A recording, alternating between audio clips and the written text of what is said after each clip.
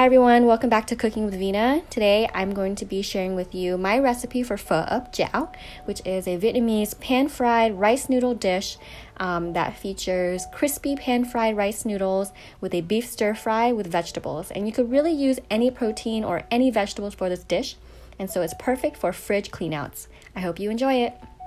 To start off with your aromatics, you're going to need about a tablespoon or so of garlic, and I used about half an onion for this recipe. I also had some carrots on hand, so I went ahead and chopped those up.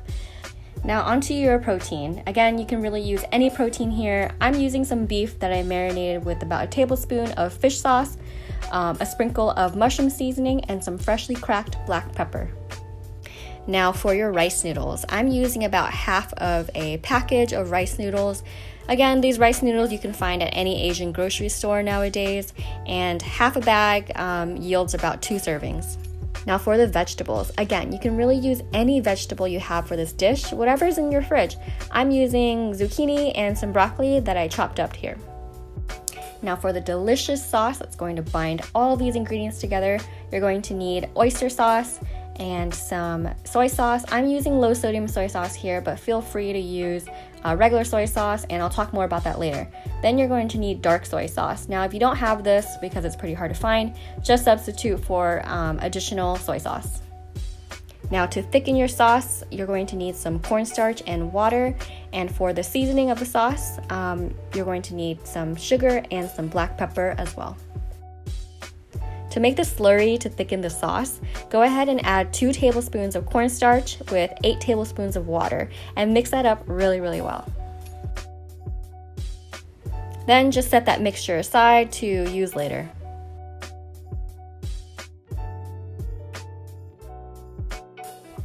Now for the main sauce, you're going to need 2 tablespoons of soy sauce, 2 tablespoons of oyster sauce, and 2 tablespoons of dark soy sauce. It's super simple and easy to remember.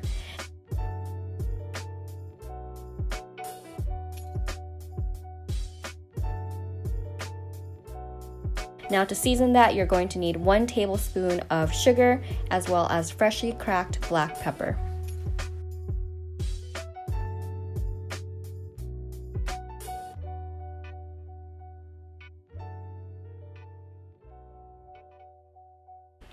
Next, we're going to pre-cook the noodles before pan frying them. How I did that was I just placed the noodles into a pan and added about 1/4 cup of water. What you're going to do is let that water kind of steam the noodles and cook them fully, because what we don't want is raw noodles, because once you bite into them after frying them, it gets really chewy and it's hard on your teeth. So essentially what we're aiming for is a soft noodle with a crispy exterior. So just go ahead and keep stirring and mixing your noodles, allowing that water to fully coat it to cook it fully. Now how do you know if it's done? Just go ahead and try it, and if it tastes like the noodles like in your pho, then it's good to go. Once the noodles are done cooking, just spread out the pho noodles into an even layer onto the pan, because what we want is kind of a pho noodle patty, if that makes sense. Next, you're going to take it off the heat and put it onto a plate while maintaining that patty shape.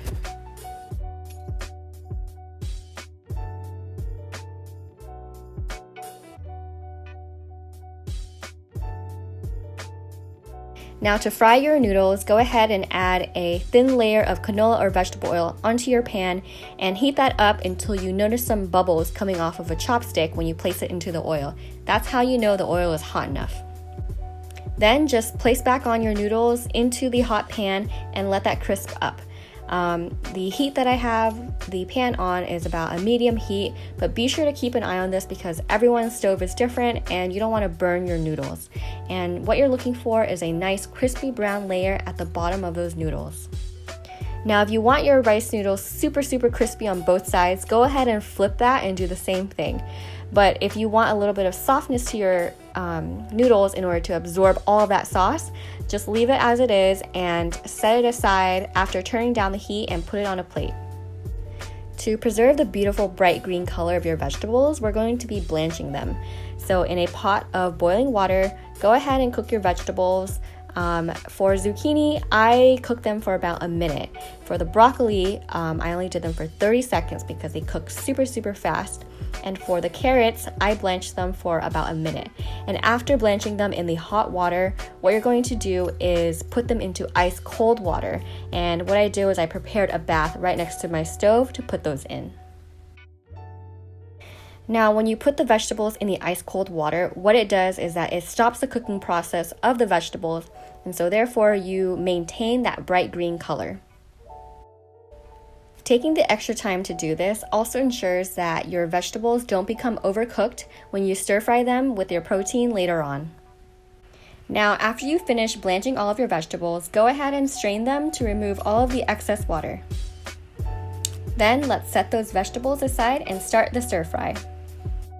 First, add in your garlic into some olive oil and cook that until the garlic is golden brown. Then add in your protein, and you're going to cook your protein until it's about 80% cooked. We don't want it to be fully cooked because we are also going to stir fry everything together at the end, so you don't want to overcook it. After it's about 80% cooked, go ahead and set that aside onto a plate. Now go ahead and add in some more oil to your pan and let's start cooking the onions. Start cooking them until they turn a little bit translucent, then add in your cornstarch slurry. And now when adding this in, make sure to stir that really well before adding it in because the cornstarch does tend to settle a little bit. Then add in your sauce mixture and stir that around. If you notice that your sauce is a little bit too thick, go ahead and add some water a little bit at a time. Now the sauce thickness is totally up to your preference, so just eyeball it and add in water accordingly. Next, you're going to add in your vegetables and stir that and mix that really well so that all the sauce is incorporated onto the vegetables. Then you're going to add in your protein and then just mix all that up. Now, just a little side note, if you're using beef, make sure not to add any of that beef juice at the bottom of your plate because what that does is that it makes your sauce muddy if you add that. So be sure to leave that out.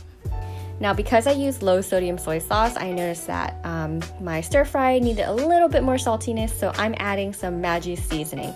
You can also add some more mushroom seasoning at this step as well. Now turn off the heat on the stir fry, and what you're going to do next is prepare your noodles. I'm cutting them into kind of pizza slice looking slices, and what I did was I cut them in half and then into quarters for each of the halves.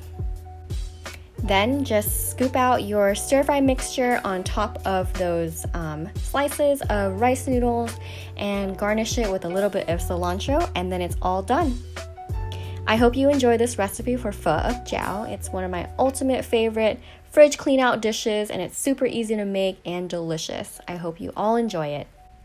Now, if you end up trying this recipe, please leave a comment down below and also like and subscribe to my channel for more videos like this. Thank you.